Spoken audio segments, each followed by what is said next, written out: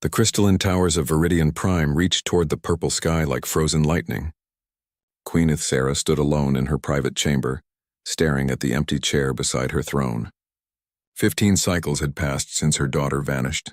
15 cycles of searching, hoping, and slowly accepting that Princess Lisa was gone forever. The queen's skin shimmered with a dull blue light, a sign of her deep sadness among the Zalkari people. Her advisors had stopped mentioning the lost princess months ago. They spoke instead of choosing a new heir, of moving forward, of letting go. But a mother's heart does not follow political wisdom. Lisa had been on a diplomatic mission to the frontier worlds when her ship disappeared. No distress signal. No wreckage. No survivors. The entire escort fleet had searched for months, but the vastness of space kept its secrets. Some whispered that pirates had taken her. Others believed she died in a spatial anomaly. The queen no longer cared about the how or why. She only wanted her daughter back.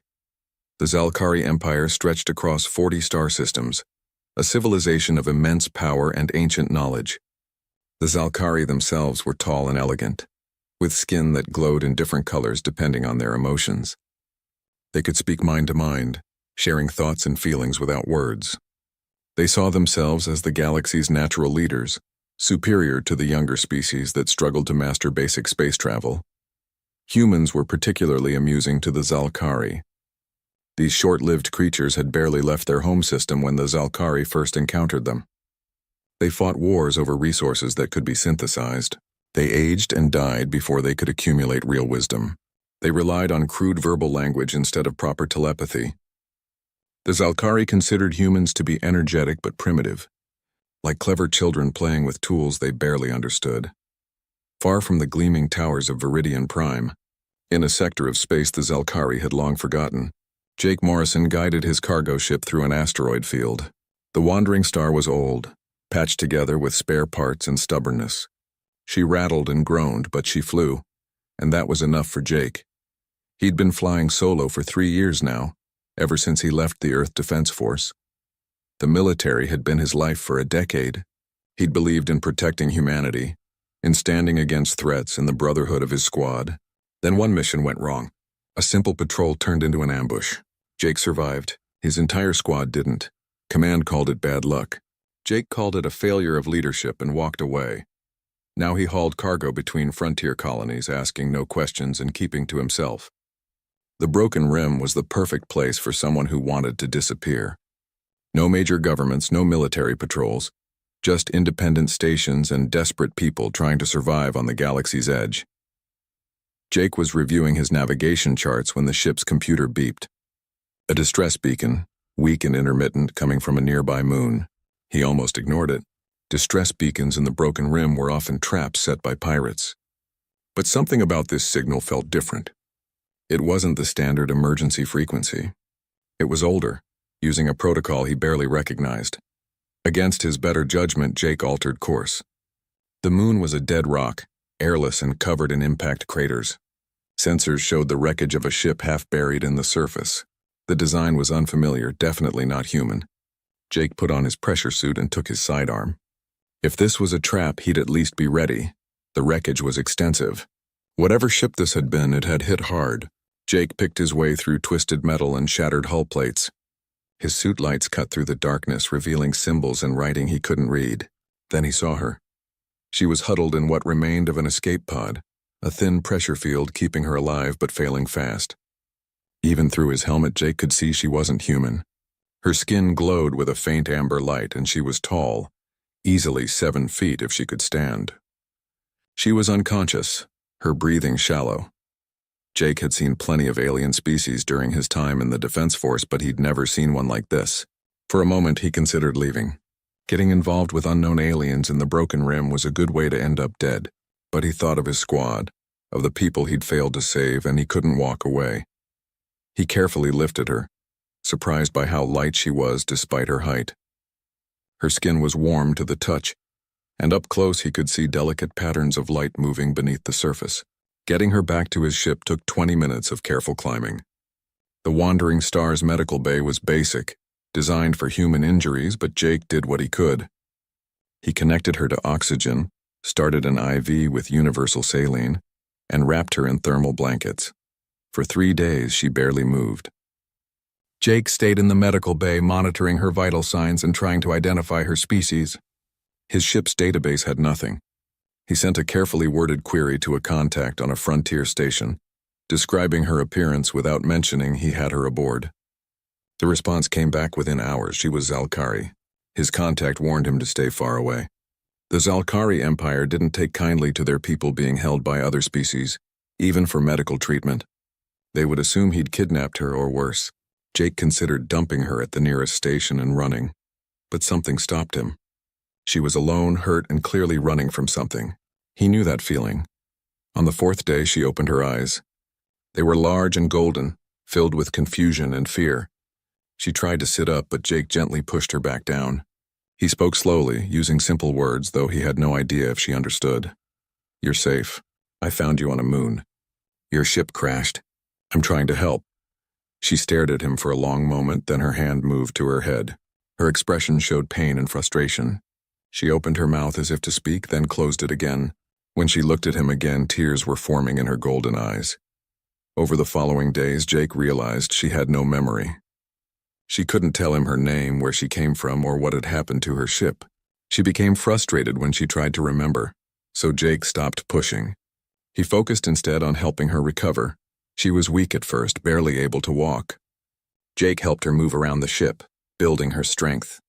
He showed her how to use the shower, how to work the food dispenser, how to operate the door controls.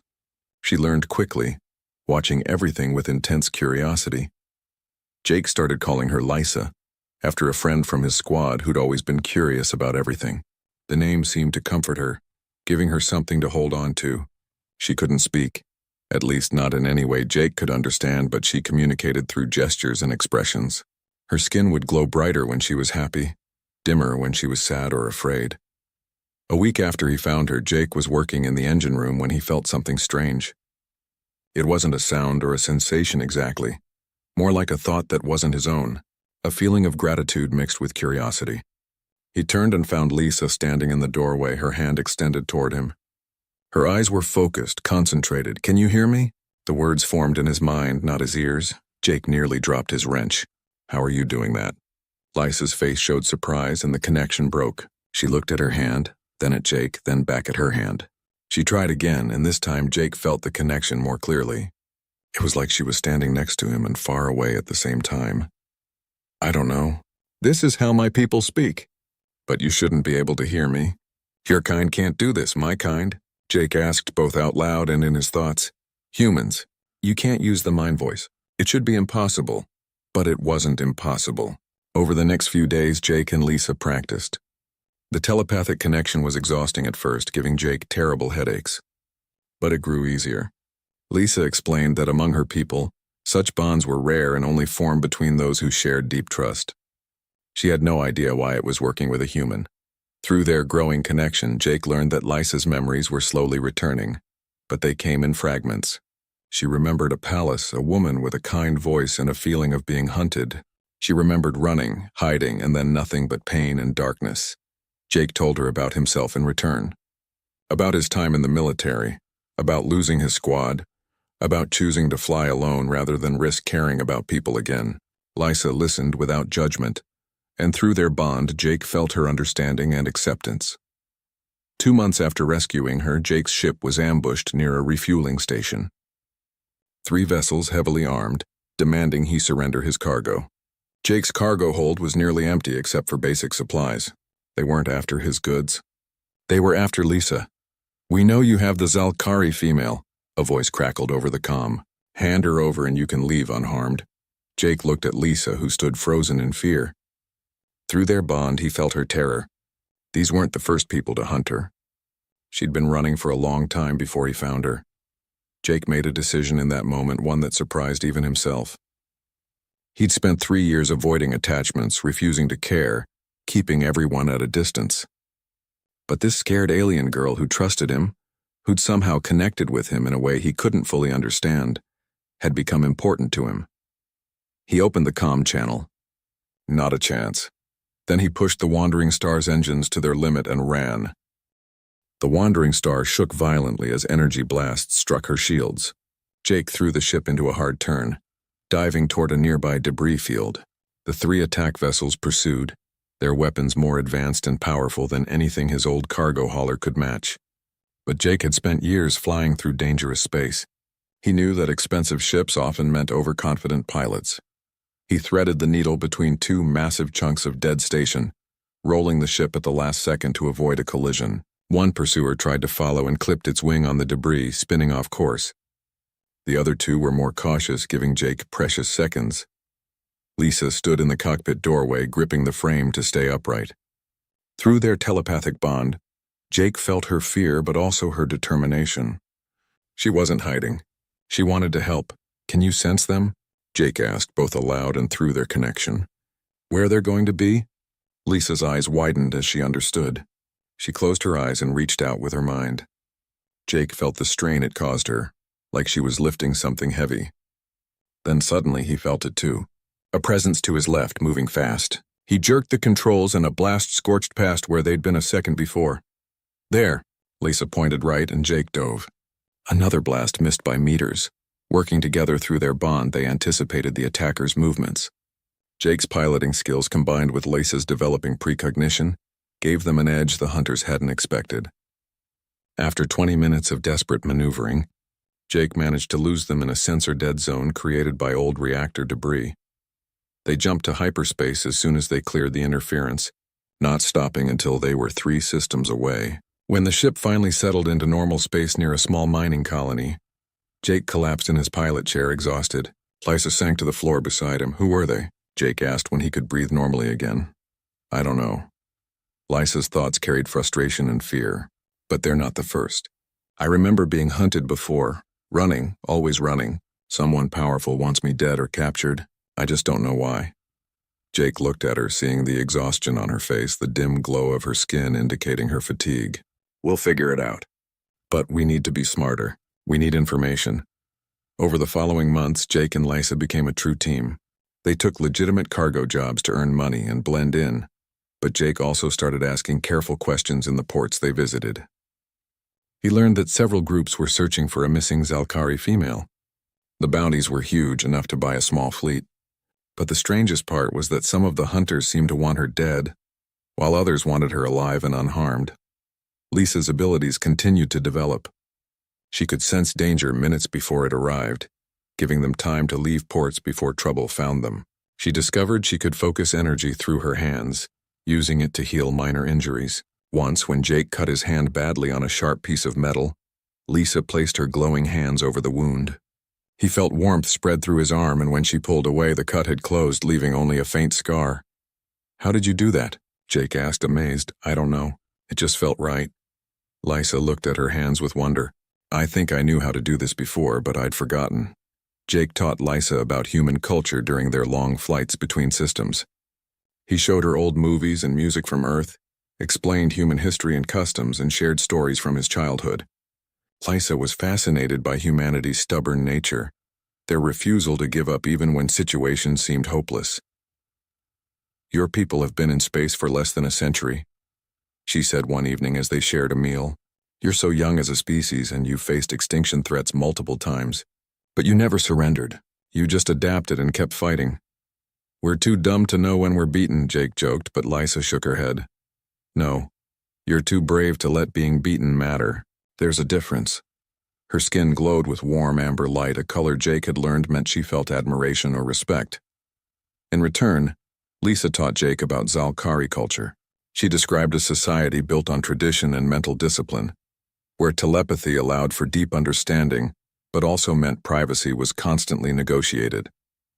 The Zalkari valued wisdom gained through long life, which was why they looked down on shorter-lived species. How could humans who lived less than a century possibly understand the universe? "But you don't think that way," Jake observed. "You don't look down on me. I did before." "I think I did." Lisa's memories were still fragmented, but pieces kept returning.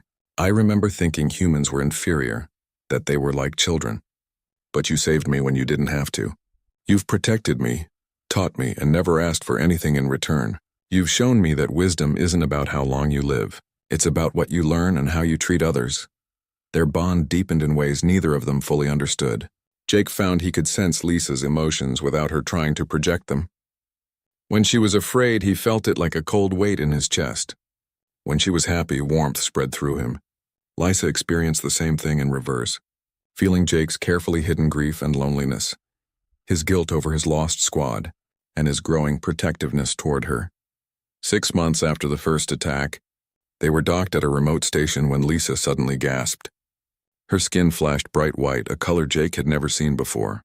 She grabbed his arm, her eyes wide. "I remember. Jake, I remember who I am." Through their bond, memories flooded into Jake's mind. A palace of crystal and light. A woman with a crown of stars calling her name. Servants bowing as she passed. A title that carried weight and power. Princess Lisa, daughter of Queen Ithsera, heir to the Zalkari Empire. Jake sat down heavily. "Your royalty." I was on a diplomatic mission. The memories came faster now, overwhelming Lisa. We were near the frontier when the ship was attacked. Not by pirates, by our own people. My guards fought them, but there were too many. Someone put me in an escape pod. I remember launching, then an explosion, then nothing until I woke up on that moon. "Your own people tried to kill you?" Jake asked, shocked. "Not all of them, but someone with enough power to command a fleet." Lisa's skin shifted to a deep purple, indicating fear. "Someone who didn't want me to return home." "Then we don't go home," Jake said immediately. "We stay out here, stay hidden, stay safe." But Lisa shook her head. "My mother. Jake, my mother thinks I'm dead. 15 cycles, that's how long I've been missing. She's been grieving all this time." Tears ran down Lisa's face, glowing softly in the dim cabin. "I have to go back. I have to let her know I'm alive." Jake understood her pain, felt it through their bond like his own, but he also felt the fear, the certainty that returning to Viridian Prime meant walking into danger. "If we go back, whoever tried to kill you will try again. They've been hunting you all this time." "I know." Lisa met his eyes. "But I can't let my mother suffer anymore. I can't hide forever." They argued for hours, but Jake knew he'd already lost. He could feel Lisa's determination through their bond. She was going home with or without him, and Jake couldn't let her face that danger alone. "Fine," he finally said. "We go back, but we do it smart. We gather information first. We find out who's hunting you and why, and we go in ready for a fight." Lisa's skin brightened to a grateful gold. She hugged Jake tightly, something she'd learned from human customs and had grown to love.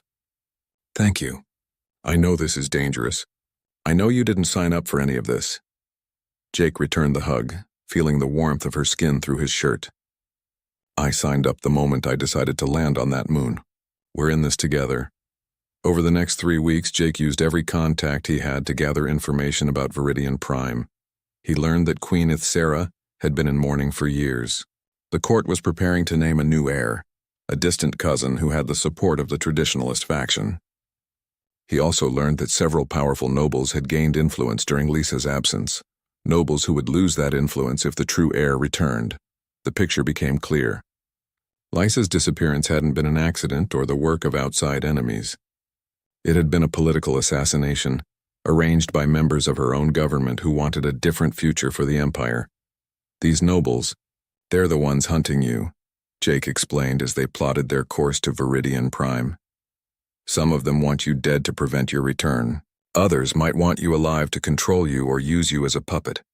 Either way, showing up at the palace is going to be like throwing a grenade into a meeting."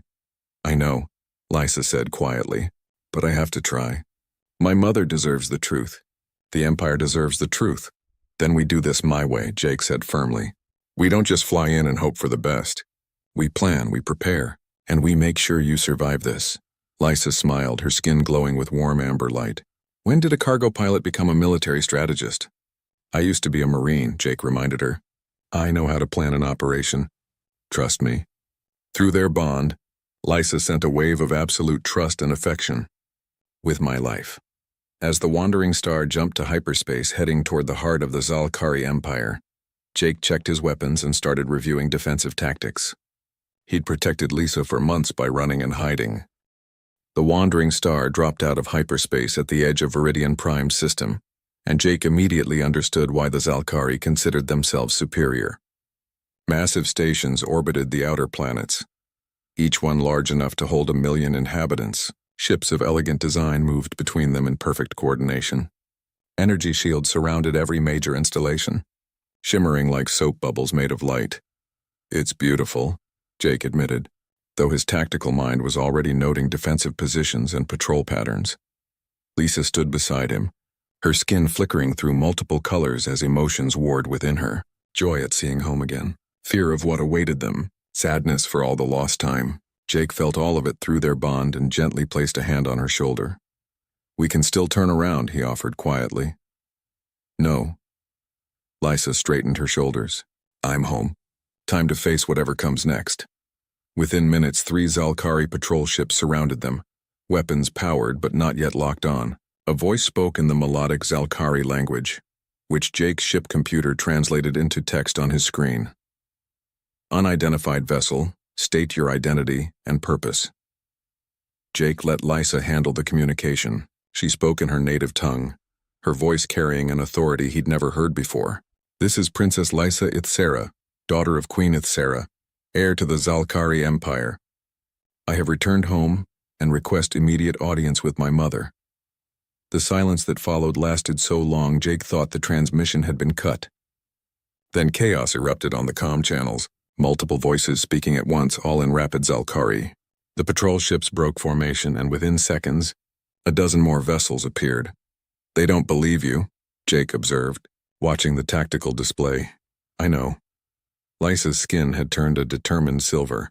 "They think I'm an imposter or that a human has kidnapped a Zalkari and is trying to use her for some scheme." The patrol commander's voice cut through the chatter. "The individual claiming to be Princess Lisa will submit to immediate boarding and identification. The human pilot will be detained pending investigation." "Detained means arrested," Jake muttered. "Probably thrown in some cell while they figure out if I'm a hero or a criminal." Lisa looked at him, worry clear on her face. "I won't let them hurt you." "I know." Jake began powering down his weapon systems, showing compliance. "But we knew this part wouldn't be easy. Let's just get through it." The boarding party arrived in a ship that looked more like a work of art than a military vessel. 10 guards in ceremonial armor that glowed with soft blue light stepped aboard the Wandering Star. Their leader, a tall female with skin that pulsed with authority, studied Lisa with intense focus. "You claim to be the lost princess." It wasn't a question. The guard's telepathic sense touched Lisa's mind, and Jake felt Lisa allow the connection. The guard's eyes widened. "It's truly you." Within the hour, Jake found himself separated from Lisa and escorted to a detention facility. The cell was comfortable by prison standards, with a bed, basic amenities, and a window showing the palace grounds. But it was still a prison. Guards stood outside watching him with expressions that made their feelings clear. They saw a human who'd been traveling with their lost princess, and they assumed the worst. Jake sat on the bed and tried to reach Lisa through their bond. He felt her presence, distant but clear. She was overwhelmed by emotion, surrounded by people but alive and safe for now. He sent reassurance through the connection, and felt her respond with gratitude and determination. Meanwhile, in the royal palace, Lisa stood in her mother's private chambers. Queen Ithsera had aged in the years since Lisa last saw her. The queen's skin, once brilliant with light, now glowed dimly. Lines of grief had etched themselves into her face. But when she saw her daughter, when she truly recognized Lisa, the queen's skin blazed with joy. "My daughter, my precious daughter." The queen pulled Lisa into an embrace, and both of them wept. "I thought you were dead. All these years I thought you were gone forever. I'm sorry, mother. I'm so sorry." Lisa clung to her mother, feeling the depth of grief the queen had carried. "I tried to come back sooner, but I couldn't remember. I was lost." They talked for hours, Lisa explaining everything she could remember. The attack on her ship, waking on the barren moon with no memory, Jake finding her and caring for her when he had no reason to do so, the months they'd spent together, running from hunters while she slowly regained her memories. The queen listened to everything, her emotions shifting through the conversation. Relief at having her daughter back, rage at those who'd tried to kill her, confusion about the human who'd saved her, and concern about what came next. "The court is divided, my daughter." The queen's skin turned a troubled purple. "Many of the nobles believe you're dead. They've already chosen your cousin Velkor as my heir. He's gained much support from the traditionalists, those who want to keep our empire isolated and superior. And if I return, Lysa asked, though she already knew the answer. It will cause chaos. Those who supported Velcor will see you as a threat. They'll question your fitness to rule, especially now that you've bonded with a human. The queen saw Lysa's skin flash defensive gold. I'm not judging you, child. I want to understand. How did this happen?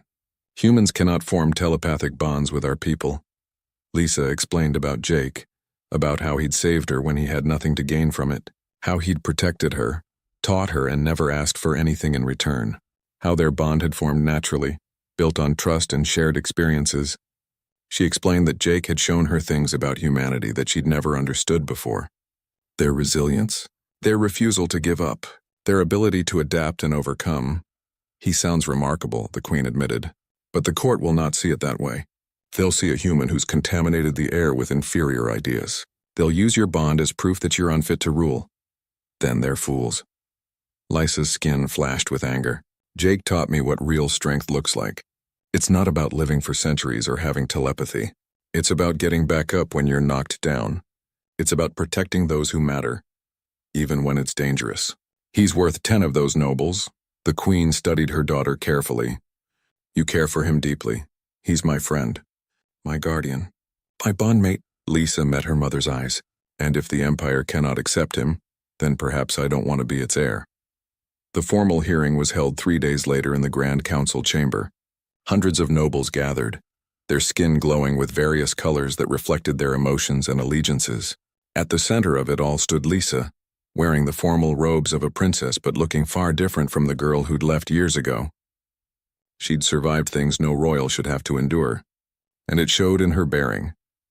Jake was brought from his cell, still in his worn cargo pilot clothes, looking completely out of place among the elegant Zelkari. He was made to stand in a marked area, surrounded by guards.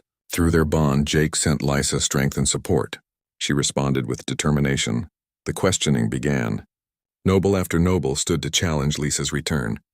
They questioned her memories, her identity, her fitness to rule. But most of all, they questioned her relationship with Jake. You've bonded with a human, one elder noble said with disgust, a species barely capable of spaceflight. How can you lead our empire when you've lowered yourself to their level? Lysa's skin flashed brilliant white with rage, but she kept her voice calm. Commander Jake Morrison saved my life when he had no reason to do so. He protected me for months while I was hunted by people who should have been protecting me. He taught me things about courage and resilience that I never learned in this palace. If that's lowering myself, then I'm proud of it. Another noble stood. But the bond itself is impossible. Humans cannot use the mind voice. This human must have used some kind of technology to trick you, to control you. Test us then, Lysa challenged. Test our bond. See for yourself that it's real. The queen ordered it, and telepaths came forward to examine both Lysa and Jake. They were shocked to find the bond was genuine, deep and strong in ways that usually took decades to develop. But their findings only made some nobles more suspicious. They whispered about human manipulation, about technology they didn't understand, about contamination of the pure Zelkari bloodline. Finally, Velcor stood. Lysa's cousin was tall and handsome, with skin that glowed with confident blue light.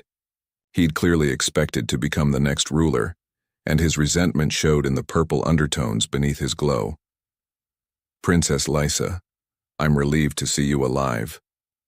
His voice carried false warmth. But surely you must see that your years away have changed you. You've been through trauma. You've bonded with an inferior species. These things have damaged you. For the good of the Empire, perhaps you should step aside and allow me to serve as heir. Damaged? Lysa's skin blazed brilliant gold. I survived an assassination attempt by my own people. I lived alone on a dead moon. I was hunted across a dozen systems. I formed a bond that should be impossible. And I made it home. If that's damage, cousin, then I wear it proudly. She turned to address the entire assembly, her voice carrying power and authority. I've seen things you haven't. I've lived among humans and other species you dismiss as inferior. I've learned that strength comes in many. Jake stood on the balcony of his assigned quarters, looking out over the crystalline city below. 3 weeks had passed since the formal hearing, and he still felt completely out of place. The room they'd given him was larger than his entire ship, decorated with materials he couldn't name and lit by light sources he didn't understand. Everything was beautiful and alien and wrong. He missed the wandering star. He missed the simple life of flying cargo routes and not being stared at everywhere he went. The Zalkari servants treated him with barely hidden disgust. Palace guards watched his every move. The nobles he passed in the corridors made their feelings clear through expressions that needed no translation. Through his bond with Lysa, Jake felt her struggling too. She was trying to relearn royal protocols she'd forgotten, attending endless meetings with advisors and dealing with a court that questioned her every decision. They saw each other only briefly each day, always with others present, always under watchful eyes. But Jake had another problem occupying his thoughts. His military instincts were screaming at him that something was wrong. Lysa had nearly died in 3 separate incidents since their return, and each one had been dismissed as an accident. The first happened during a tour of the palace gardens. A decorative statue had somehow fallen from its mounting, missing Lysa by inches. The guards had blamed old fasteners and poor maintenance. The second incident involved a meal served at a formal dinner. Lysa had felt something wrong through her empathic senses and refused to eat. Later tests showed the food contained a slow-acting poison that would have mimicked natural illness. The kitchen staff swore it was contamination, not sabotage.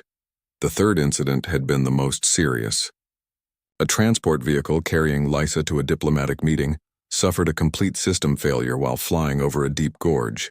Only her telepathic connection to Jake, which gave her a split-second warning, allowed her to activate emergency protocols before the crash. She'd survived with minor injuries. The investigation blamed a computer malfunction. Jake didn't believe in coincidences. 3 accidents in 3 weeks meant someone was still trying to kill Lysa, and they were inside the palace. He'd tried to convince the royal guard, but they'd dismissed his concerns.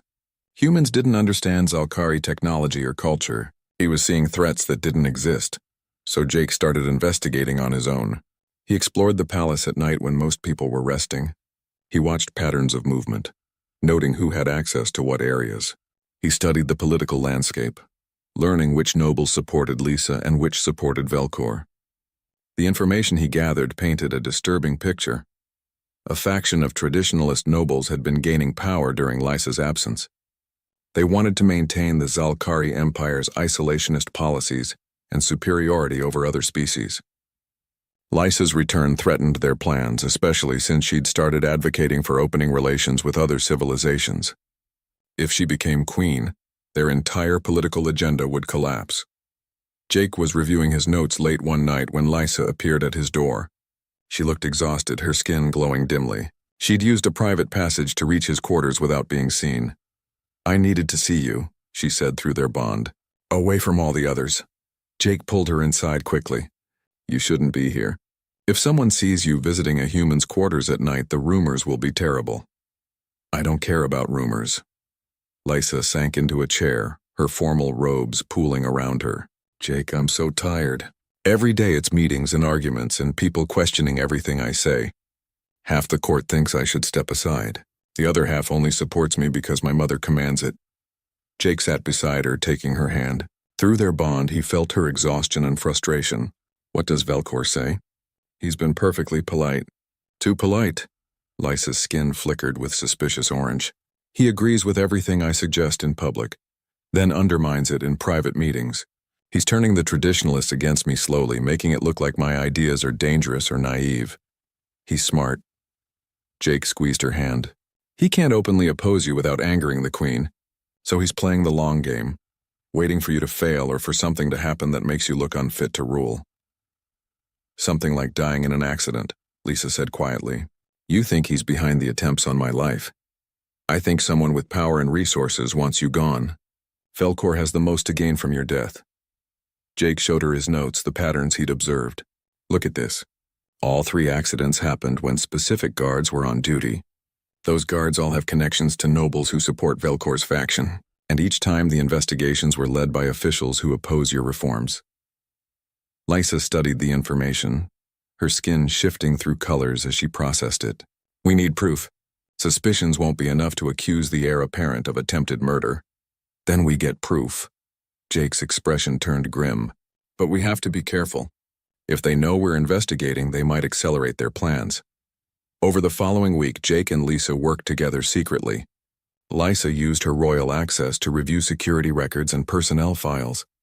Jake used his outsider status to move through areas where Zalkari wouldn't expect surveillance, listening to conversations and watching for suspicious behavior. What they discovered was worse than they'd imagined. The conspiracy wasn't just about Velcor wanting the throne. It went back to Lisa's original disappearance. The attack on her diplomatic ship had been arranged by a coalition of traditionalist nobles who feared her progressive ideas. They'd wanted to install Velcor as heir, someone who would maintain the status quo. But the plot had failed when Lisa survived and went missing instead of dying cleanly. The conspirators had spent years searching for her, trying to finish what they'd started. Now that she'd returned, they were desperate to eliminate her before she could expose their crimes. Jake found evidence hidden in maintenance logs and communication records. Lisa used her telepathic abilities to sense deception in the people they questioned.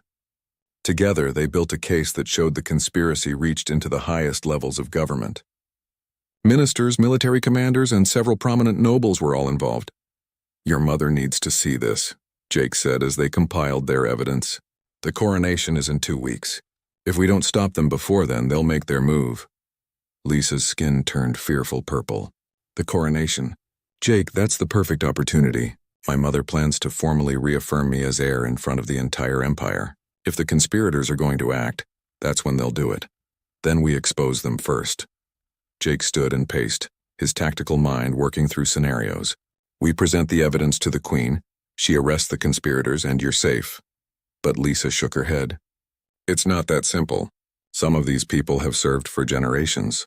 They have loyal followers and private military forces. If we accuse them without absolute proof, they could claim we're manufacturing evidence to eliminate political opponents. It could start a civil war." Jake stopped pacing.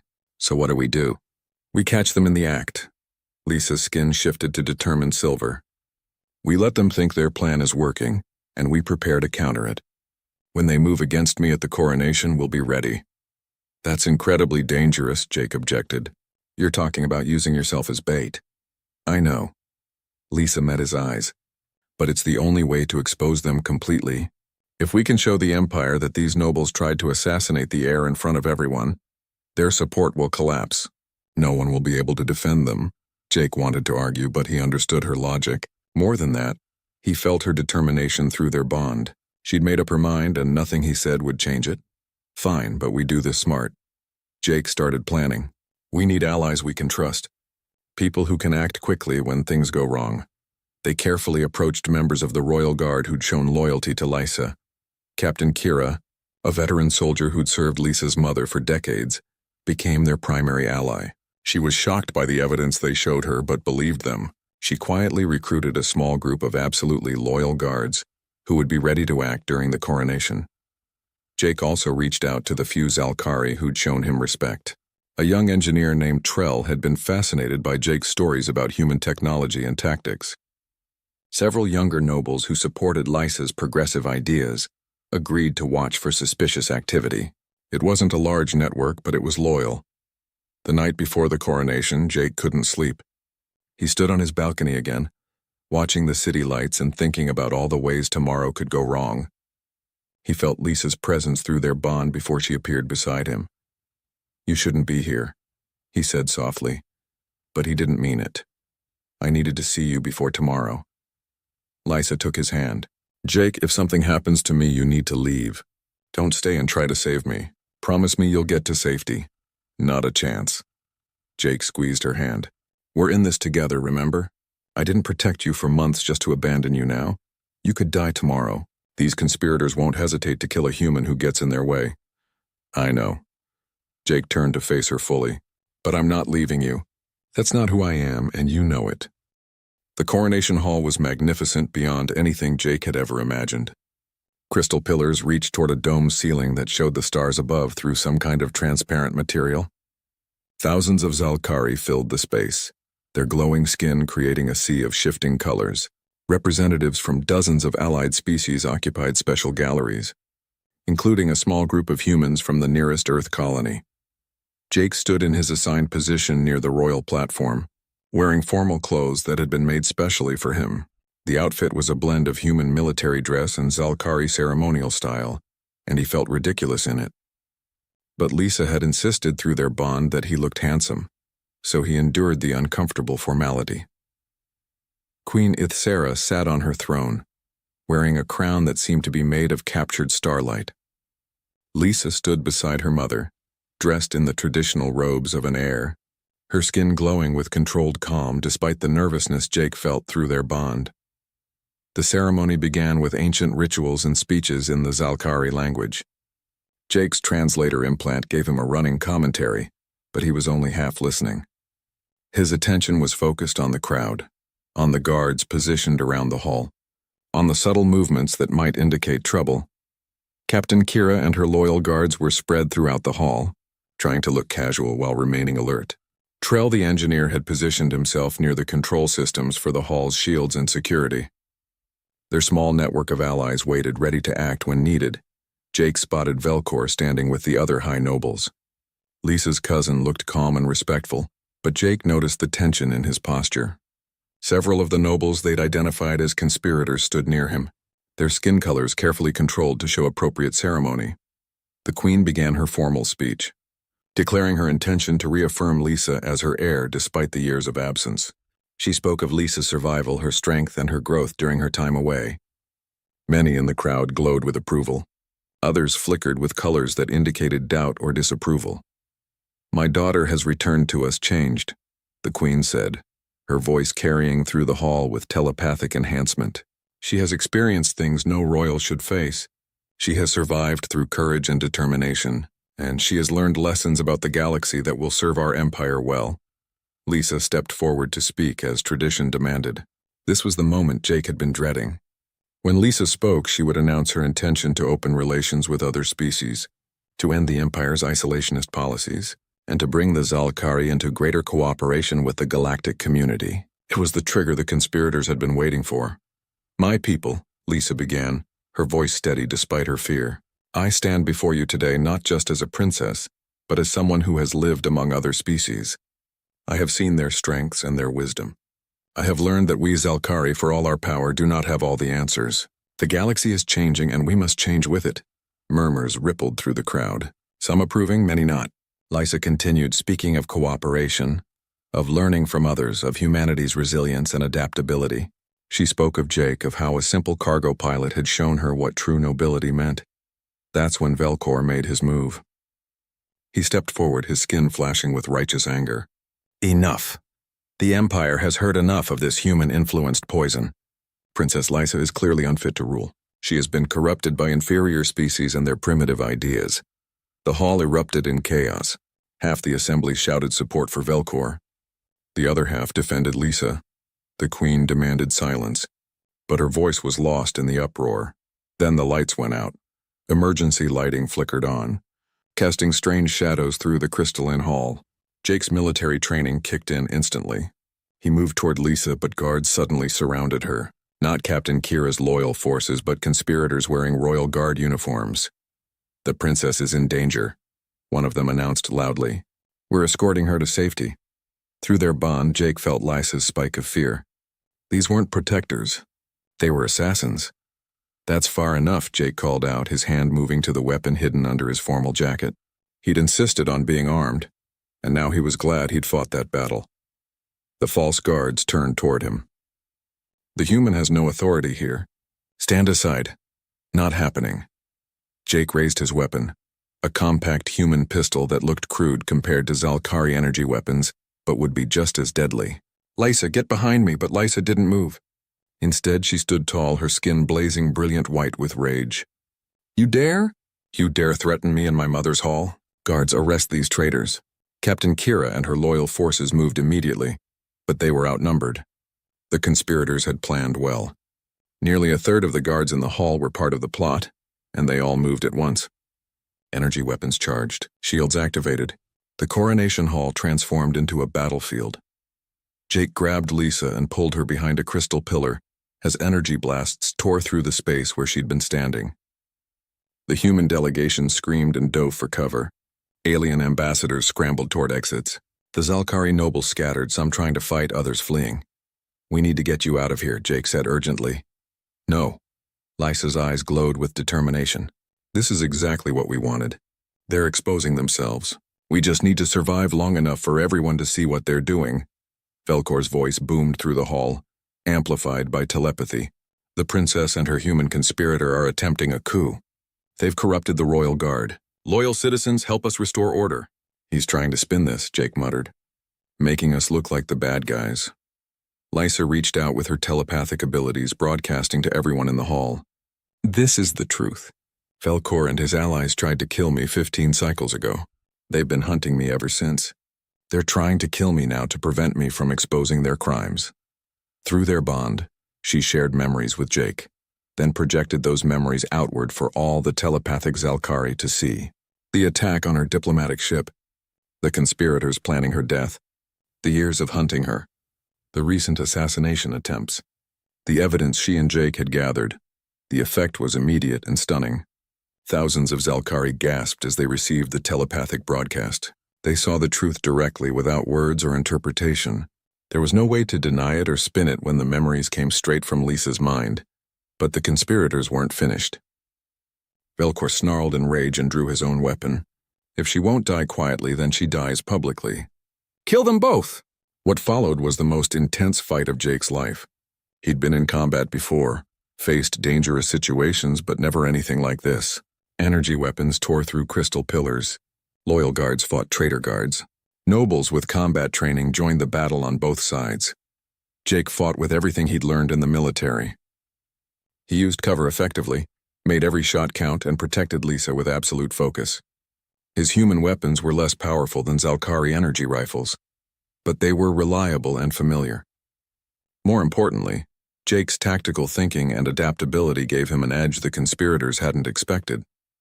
Lisa wasn't defenseless either. She used her abilities to sense attacks before they came, pulling Jake out of danger multiple times. She healed wounds as quickly as she could, her hands glowing with energy. And when a group of traitor guards tried to flank them, she unleashed a blast of pure telepathic force that dropped them to their knees in pain. The queen fought as well, revealing combat skills that showed why she'd earned her throne. Her skin blazed with power as she cut through the conspirators' forces. But there were too many of them, and they kept coming. Jake was reloading his weapon when he saw Velkor moving toward the queen with a charged energy blade. "Your Majesty, behind you!" But the warning came too late. Velkor's blade swept toward the queen's back. Time seemed to slow. Jake knew he couldn't reach her in time. Lysa screamed through their bond. Then Captain Kira was there, her shield taking the blow meant for the queen. The impact threw her across the hall, but she'd saved the queen's life. The queen turned on Velkor with fury beyond anything Jake had witnessed. She was a mother who'd lost her daughter for 15 years, a ruler betrayed by her own nobles, and she was done being merciful. Her skin blazed brilliant white, and power erupted from her in a wave that knocked everyone in the hall off their feet, except for those she consciously protected. When the light faded, Velkor and his closest allies were on their knees, unable to move. The queen's telepathic power held them frozen. Enough. The queen's voice carried absolute authority. This ends now. The fighting stopped. Loyal guards moved quickly to arrest the conspirators. Trell activated the hall's security systems, sealing the exits and recording everything for evidence. The battle was over. Jake helped Lisa to her feet, checking her for injuries through their bond. She was exhausted and bruised but alive. Around them, the hall was a disaster. Crystal pillars were cracked or shattered. Scorch marks covered the walls. Several people lay wounded, being tended by healers. But it was over. The queen looked at her daughter, then at Jake. "It seems we owe you our lives, Commander Morrison. Again." "Just doing my job, Your Majesty," Jake said tiredly.